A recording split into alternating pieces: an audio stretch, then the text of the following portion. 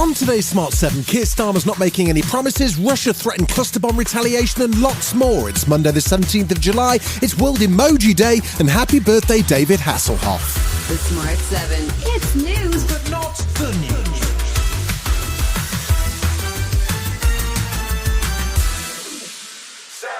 As Prime Minister Rishi Sunak prepares to face three major by-elections on Thursday, Labour leader Sir Keir Starmer has been taking advantage of Labour's poll momentum.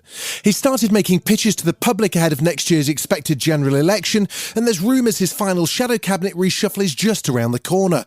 But despite calls from within his own party, he's refused to commit to more public spending. A Labour government will always want to invest in its public services, but that has to start with responsible economics, and it has to be coupled with reform. And after a summer of strikes and threats from the doctors' unions to refuse Rishi Sunak's first and final pay offer, Sir Keir wasn't getting dragged into solving the government's industrial disputes for them. This is the government's mess, and it's for them to sort it out. What I would do if we were in power is I would be absolutely laser-focused on growing the economy, with a plan for growing the economy. His comments have been criticised by the Unite Union, who've called for Labour to increase their support for striking workers.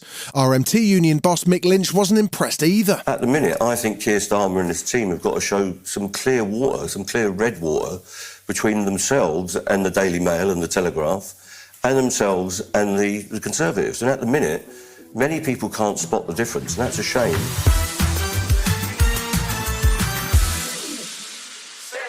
Friday saw Ukraine receive a supply of controversial cluster bombs from the United States as part of an $800 million security package announced last week. The deadly explosives, which open in mid-air to release numerous smaller bombs, are banned in over 100 countries under an international convention, but not in Ukraine, Russia or the United States. Ukraine's promised the bombs will primarily be used to clean minefields, but Russian President Putin says Moscow's ready to retaliate if the devices are used. Russia has a sufficient supply of various types of cluster munitions. We have not used them so far. There was no such need.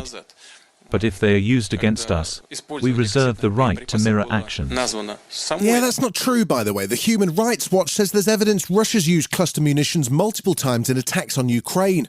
On Monday morning, there were reports that the strategic Crimea bridge has been closed due to what Russian officials are calling an emergency, but it's not clear what the damage is. Meanwhile, former UK Prime Minister Tony Blair has been looking ahead to the endgame for Ukraine and says EU and NATO membership will be crucial to a resolution. I think it's extremely difficult to see how you get a solution to this unless it's very clear that Ukraine has a clear path to European Union membership and a clear path to NATO membership.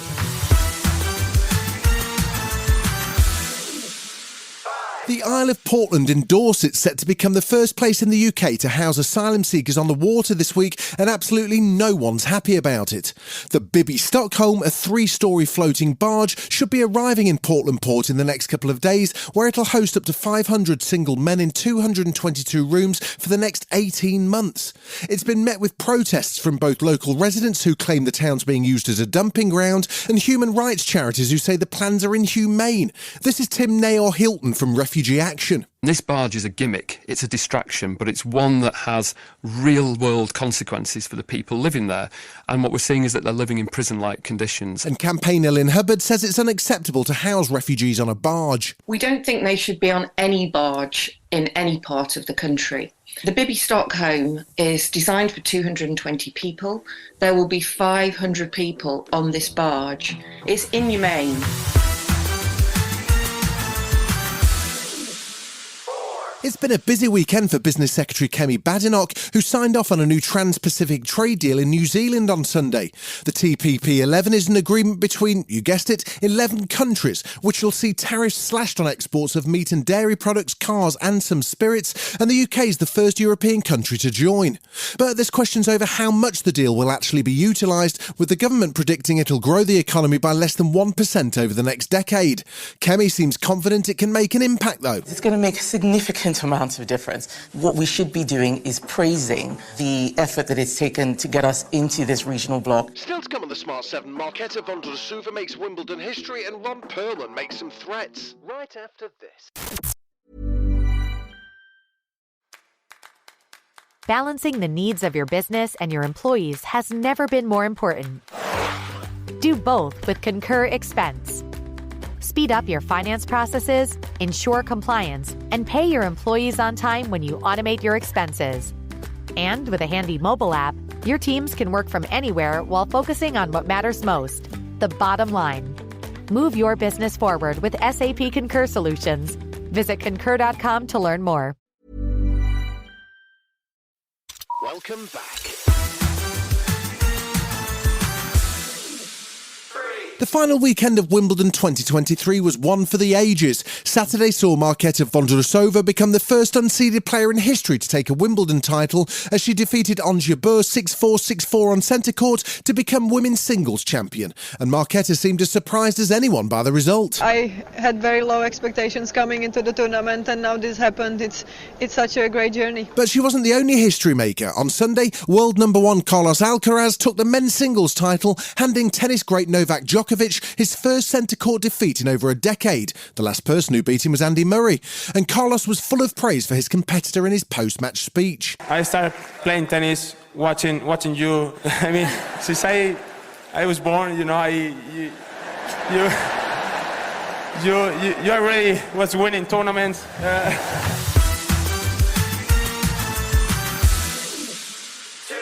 Hellboy actor Ron Perlman made headlines this weekend after criticising Hollywood studio execs for their attitude towards striking workers in an Instagram Live on Friday.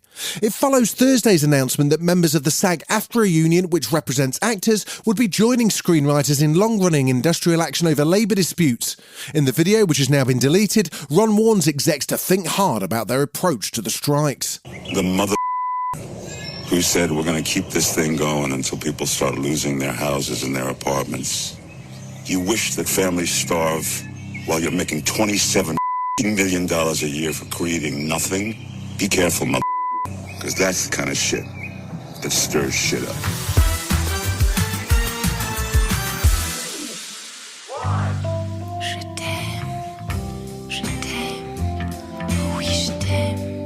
Sunday night brought some sad news with the announcement that the British-born French actress and singer Jane Birkin had passed away at the age of 76.